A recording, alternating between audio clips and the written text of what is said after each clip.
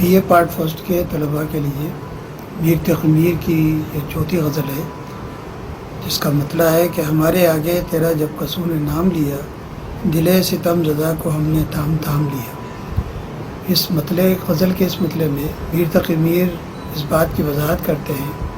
کہ محبوب کے ظلم و ستم سے پریشان ہو کر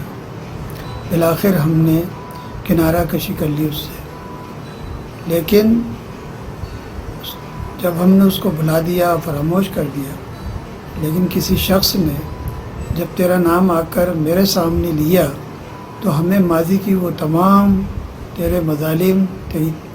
تیری جفائیں، تیرے ستم سب یاد آ گئے، اور ہم نے اپنے تیرے تظلم سے جو پریشان ہو گئے تھے اس کا جو ہے یادہ ہو گیا، اور ہم اس کو دل کو اپنے پکڑ کر بیٹھ گئے، یعنی تھام لیے۔ یعنی ہمارا ماضی جو تجھ سے وابستہ تھا وہ پھر سے جو ہے زندہ ہو گیا، اور پھر ہم جو ہے حال میں تجھے اس ظلم کے ساتھ یاد کرنے لگے۔ غرض محبوب کا کسی اور کے زبان سے ذکر ہونا اور اس کا نام آنا تیرے لیے جو ہے اس کے ماضی کی یاد کو زندہ کرنے کے برابر تھا۔ دوسرا شعر ہے کہ قسم جو کھائی بھی تو طالع زلیخا کی، عزیز مصر کا بھی صاحب یا غلام لیا۔ شاعر نے شعر میں صنعت تلمی کا سے کام لیا ہے، اور اس میں حضرت یوسف علیہ السلام اور حضرت زلیخا کے اس واقعے کی طرف اشارہ کیا ہے، جس پر کہ حضرت یوسف علیہ السلام جو اللہ کے نبی بھی تھے، اور جن کو دیکھ کر زلیخا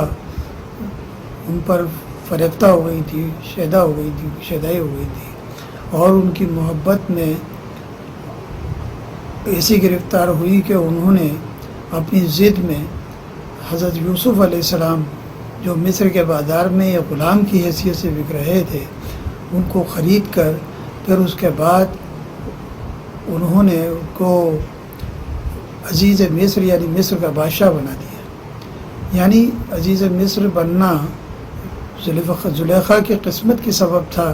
کس کا؟ حضرت یوسف علیہ السلام کا۔ تو شاعر یہاں کہہ رہا ہے قسم جو کھائی بھی تو طالع زلیخا کی، طالع کہتے ہیں قسمت کو، زلیخا کہتے ہیں، زلیخا یوسف علیہ السلام پہ جو شیدا ہوئی تھی، عزیز مصر کی اہلیہ تھی۔ شاعر کہتا ہے کہ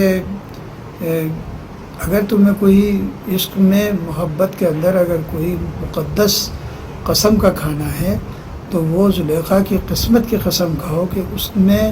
اتنا زور تھا اس کی محبت کے اندر، کہ وہ والہانہ پن تھا اس کے اندر، کہ اس نے ایک معمولی سے غلام کو جو ہے عزیز مصر بنا دیا، مصر کا بادشاہ بنا دیا۔ خراب رہتے تھے مسجد کے آگے میخانے، نگاہ مست نے ساقی کی انتقام لیا۔ تو اردو شاعری میں کچھ ایسی روایت ہیں جو فارسی شاعری سے منتقل ہوئی ہے، انہی میں سے ایک موضوع مسجد اور میخانے سے مراد لیا ہے۔ یہاں شاعر نے اس بات کی وضاحت کی ہے کہ جہاں مسجد ہوتی ہے اور مسجد کے زیر سایہ اگر میخانے ہوتے ہیں تو وہ آباد رہتے ہیں۔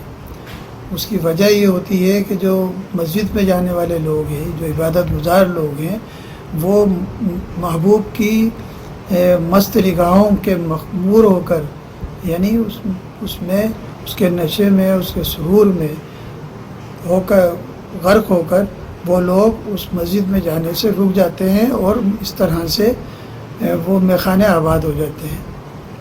تو نگاہ مست نے ساقی کی انتقام لی ہے۔ ساقی جو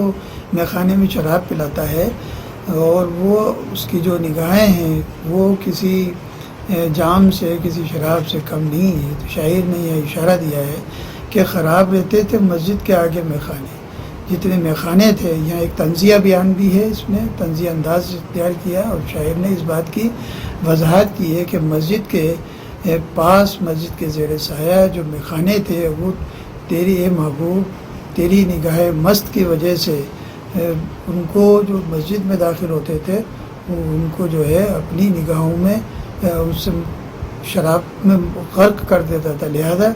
وہ نگاہ مخمور نگاہوں سے وہ اپنا انتقام لیا کرتا تھا، اور وہ انتقاماً اسی وجہ سے وہ میخانے آباد ہوا کرتے تھے۔ وہ کج روش نہ ملا راستے میں مجھ سے کبھی، نہ سیدھی طرح ان نے میرا سلام لیا۔ اب محبوب کی کج روشی یعنی بے رخی کا اس میں گلہ کیا گیا ہے شعر کے اندر، اور کہتا ہے کج روش یعنی ٹیڑھی چال چلنے والا اور اچھا معاملہ پیش نہ کرنے والا، سخت مزاج، اپنے محبوب کی سخت مزاجی کی شکایت کرتے ہوئے شاعر کہہ رہا ہے کہ وہ کج روش یعنی ہم تو اس کے ساتھ بہت اچھا سلوک کرتے تھے، لیکن اس نے کبھی بھی ہمیں اس نے سلوک کا اس نے کبھی جواب نہیں دیا، اور نہ سیدھی طرح سے اس نے میرا سلام لیا، اور اگر ہم کوئی اس کو سلام کرتے، عاجزی کرتے، اس کے سامنے اپنی استدعا لے کے جاتے، تو وہ کبھی بھی ہمیں سیدھی طرح سے اس کا جواب نہیں دیتا تھا، یعنی ہمارے سلام کا بھی معقول جواب نہیں دیتا تھا۔ یعنی محبوب کی سرشت میں، اس کی بناوٹ میں اور اس کے مزاج کے اندر کج روش ایسی بس گئی تھی کہ وہ کبھی سیدھی طرح سے ہم سے پیش آیا ہی نہیں، ہمیشہ ہمارے ساتھ بدگمانی کی اس نے اور بدمزاجی سے کام لیا۔